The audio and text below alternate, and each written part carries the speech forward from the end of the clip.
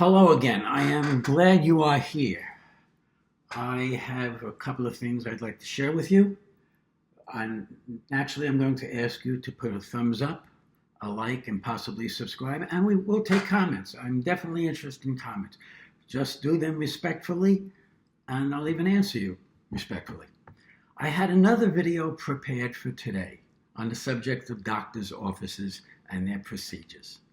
However, I have changed my mind, and my mind could use some changing, trust me. I want to talk about what the buying experience is like today and what customer service is like today. I worked retail for a number of years, and I was a TV and appliance salesman back in the 80s. And back in the 80s, when I was a TV and appliance salesman, we were getting into the world of video recorders. Remember those? I was a kid at the time, by comparison, and the old pros that were selling the washers and the dryers didn't want to know about it. And being the young guy, I was the one that gravitated towards it, and I didn't want to know about the washers and the dryers. So we did a trade-off, and it served me well. I enjoyed it. Let me tell you a little bit about the world of retail in those days. You walked into an actual store. Now stop and think about that. You walked into a store. You didn't do it online. There was no online. You didn't go to Amazon. There was no Amazon. You walked into a store. The store could have been in a mall. It could have been freestanding. It could have been, but it was a store. It was a physical structure you actually walked into where they had the merchandise that you were trying to buy, hopefully. They probably even ran an ad in what was called in those days a newspaper. Remember those? Saturdays and Sundays, they always had big full-page ads for the TV and appliance world of all the competitors, and I was in South Florida, and we had several. And we all compared each other's ads. Saturday morning, we were going over everybody else's ads, and we found out what they was pushing and what we were going to be pushing and all that. There was also something called bait and switch in those days. Now, if you could get somebody to admit that it was bait and switch, you're a better man than I was. I was told that it was, you're presenting a better value to them, not necessarily to you. Okay, so what was bait and switch? Let me give you a TV example. Remember TVs? It would be a 19-inch RCA manual tuner, not even a remote. And it had the click, click, click, click tuners, had two tuners, and 83 channels total, VHF, UHF. And we went through a training, and that was what we called the nail. That meant it was nailed to the shelf. It wasn't going anywhere. And it was usually at a cost below what we paid for it, to be frank about it. And I was taught very early on, they said to me, Stan, you sell too many of those, one day you're going to leave with them. We didn't want to sell them. We would sell one occasionally if we actually had to, or something like that. So we would show you something a little bit better. Maybe a better tuner, maybe a little better picture. Now, remember, we detuned the one that we didn't want to sell, and we optimally tuned the one that we wanted to sell. So, even though they didn't call it bait and switch, folks, the chances of you getting that one that was on sale were slim and none. And we didn't want to go out of our way to sell any. So, you know where we were going. Okay, but you walked into a store. And in those days, you looked at the merchandise, and maybe the salesman was knowledgeable, and maybe the salesman was a BS artist. We had both. I was knowledgeable because I wasn't a great salesman, but I knew my product, and I tried to create a rapport with the customers. And usually my return rate was far less than the BS artist. I could sell TVs pretty well. I was okay on microwaves, but I was really good on VCRs.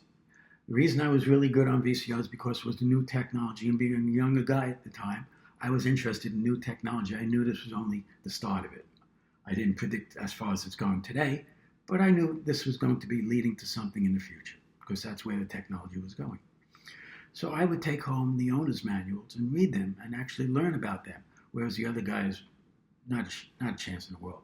So when a customer would come to me and say, I don't understand this and I don't understand that, instead of me giving him the usual sales approach of trying to BS my way through it, I would say, hang on a second. I'd go get the manuals out of the back room or the warehouse, wherever they were stored. I'd get the manual, I'd open it in front of the customer, And I would say to them, I think this is what you're referring to. Here's what they're saying. Instantly, I had points. The other guys would BS them.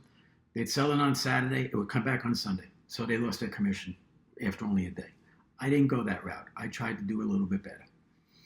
But anyway, you walked into a store. Now, it could have been a Sears. It could have been a BrandsMart. It could have been any of the major retailers in those days in the South Florida area where I was. And they all had the same basic approach. At BrandsMart, I knew one of the buyers. And they ordered from AOC, which was Admiral Overseas Company at the time, 13-inch TVs. And they wanted them painted in the ugliest color possible. And they bought a carload of them. They said if anybody would buy this TV in that disgusting color, they deserved it. So we all had our approaches on how to do this. Okay, but you went into a store. You talked to a salesman, hopefully knowledgeable, maybe not. You saw the item. You touched the item. And if you liked it, you left the store with the item. What a concept. Talk about Amazon with their 2-day. You left with it the same day. Wow! If you didn't like it, you brought it back the next day. You didn't have to wait for an RMA or anything like that. That's what retail was then. Retail has changed.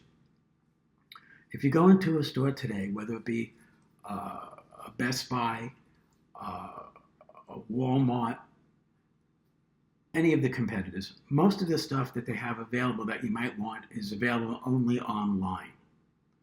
So if it's online, you're still not getting it the same day, even if it's something that they might have normally stocked or they're out of it now, you'll get it in a couple of days.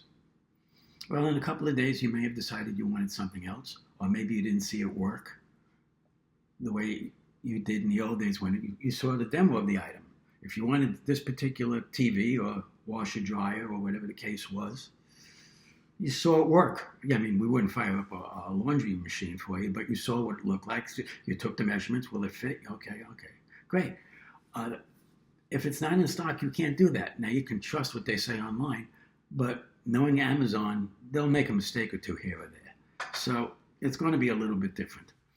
I don't understand why people are not willing to walk into a store to buy something today, major, unless the store doesn't have it or the store doesn't want to carry it any longer or anything like that. If I'm buying something that's substantial, you wouldn't buy a car necessarily online without a test drive. Now, some people do it, and there are ways you can do it. You can buy a car from Carvana or any of the other major online things. But if you haven't test driven it, how do you know if you're really going to like it? If I'm buying a car or anything substantial at all, even a shirt nowadays, I might want to try it on. Nobody seems to care about it anymore. I do. Okay. Also, I want to talk to a salesperson that may know something about it. The descriptions online are great. If you believe them, they're not always accurate. Now, all the salesmen in the stores are not always accurate neither, but again, I can return it the next day if I don't like it. I don't have to wait for somebody to give me an RMA, stand online, pack it to where they'll accept it and all that stuff. I don't want to do that. I find that going into any retailer today that has a store, to me, is much more comfortable. I'm not a fan of Walmart, but I do walk in there. I do buy stuff there because if they have it in stock and I can see it, I feel more comfortable in buying it. Okay. Now, where am I going with this? That's a good question. What happened to customer service? Do you remember that customer service? I worked for CompUSA for about a year and a half as the customer relations manager and one of the tech managers. I would go out of my way to keep a customer. I mean, I would do things that were unbusinesslike, excuse me, money-wise, to keep a customer. Nowadays, you go into any kind of a company that's major, they couldn't care less about you as a customer. These are the major companies. The small companies still care, it seems. But the larger companies couldn't care less. I've been an Apple customer since 1996. I've gone down to the stores when I had a technical problem that they couldn't fix. I'm technically capable. I make my money doing that. And because they couldn't fix it, I said to myself, I'm going to fix it. It's the last damn thing I do. And I have on more than one occasion. But you go into these stores and customer service is a myth. Do you think Apple cares about retaining you as a customer? Not a chance in hell. Samsung? No. Bank of America? No. Chase Manhattan? No. Most of the major companies you can mention, including some of the credit card companies, American Express. I'm a 30-year American Express customer. I had a falling out with them the other day. You wouldn't believe. And the customer said to me, so you're going to cancel your card? I'll take your cancellation now. I said, no, I'm not giving you the satisfaction, honey. I'm not canceling it. I'm going to just hang in there and find a way to make it work as long as I can, knowing that you don't give a damn. This all may be pointless to you. And again, this is not the video I wanted to do. But if you're experiencing any of these frustrations, you are not alone. One thing else that I want to mention. The senior customers like you and me, in age as well as experience, we've been through all of this before. We have the money to spend. We do believe in loyalty to a point. The younger people, they don't know from it. They probably won't ever get to that point because these companies could be, who knows? They could be gone. They could be overtaken by other buyouts and whatnot. Just remember, your dollar is still the most important dollar you're going to spend. So take advantage of that opportunity. Let them know about it. It may not do you any good. It probably won't.